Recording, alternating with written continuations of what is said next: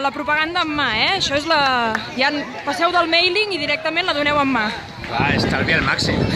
Som un partit auster. I a més amb música, en directe. Home, i tant, clar.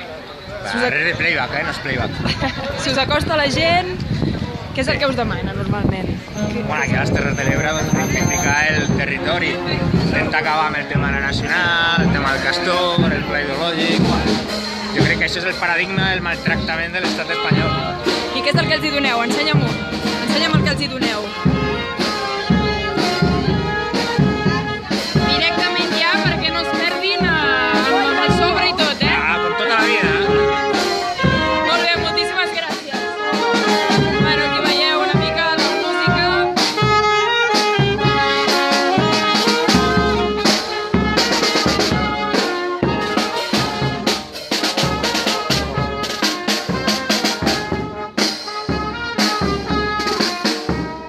No és la primera vegada que en un acte de campanya Esquerra s'acompanya doncs això de xaranga, de grups de música que fan una mica de ruta per animar la gent, però sí que és de moment la primera vegada que he vist jo que hi anés el cap de llista, el candidat d'Esquerra Republicana, que com hem vist doncs, va repartint la propaganda, com veiem.